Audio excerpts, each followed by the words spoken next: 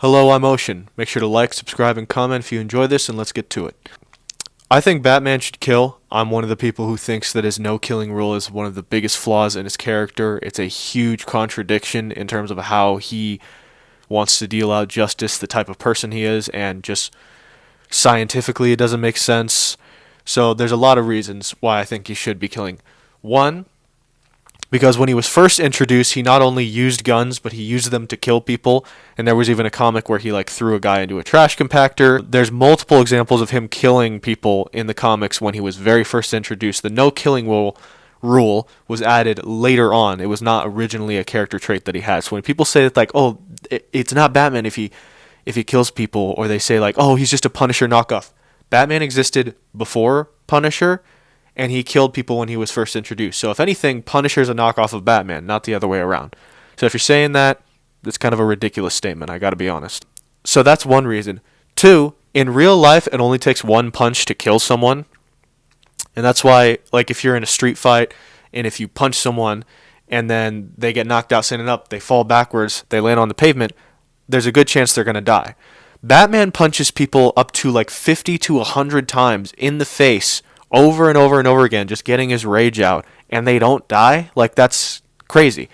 Even if you want to have him have a no-killing rule, at the very least, there's going to be so many manslaughter charges against him. He's going to accidentally kill people all the time because of the nature of how he deals out justice, through violence, right? If you're going to deal out justice through violence, there's going to be casualties, even if you're not intending to kill. Now, I just think that overall, as a character, including the comics and everything else in general, he should kill, which is why Ben Affleck's Batman is actually my favorite Batman, because he does kill. And I think that actually makes him more interesting, because you get to see him fully embody the spirit of the Bat and whatever that is. And I love how Zack Snyder executed that, where he made it seem like the Bat was the spirit of the Bat was possessing him and turning him into this monster that just ravaged the streets of Gotham. And yeah, it's a dumb thing. There's other points that people have brought up before that I agree with, where they talk about how he would have saved hundreds of thousands of lives if he had just killed the Joker, especially because of how broken the Gotham justice system is. Whereas if there was any real objective justice, the Joker would have been executed a long, long time ago. It would have already been over. But they don't do that because they're dumb and there's too much corruption in there. And yeah, again, if you're gonna be a superhero who doesn't kill people, you have to just not participate in violence and just, have some advanced technology that's advanced enough where you can just shoot it at somebody and it just makes a net go around them and wraps them up, and then it's okay, let's go to the cops. You have to just not fight people at all. Because again, in real life, you can get punched once, fall down, and die. So it's ridiculous that he's just wants to kill people, that he wants to not kill people but also punch the crap out of them all the time and take his rage out on them. And also, Batman's supposed to be terrifying, and I don't know about you, but I'm a lot more scared of somebody that's going to kill me than somebody who's going to break my bones. Am I scared of getting my bones broke? Yeah. But the reason why Ben Affleck's Batman is so terrifying is, one, he's going to brand you, so he's really going to hurt you more than any other Batman will. But also, he will kill you if he has to, He doesn't even kill everybody in that movie, but he kills when he has to. And again, that's more realistic. And I've seen videos from or one video in particular, I don't remember the name of it, but there was a guy who was once reviewing the scene where John Walker in The Falcon and the Winter Soldier kills a guy with a shield. And he said that everything that he did in there, according to military tactics, was lawful. Nothing was done wrong. And he said himself that in real life, a superhero would be a lot more like the Punisher, even if they were working with the government, than Superman or Batman. With a character like Superman, I'm okay with the no-killing rule because he's so powerful that he doesn't need to kill. And he has so much control over and he can just literally tap people very lightly.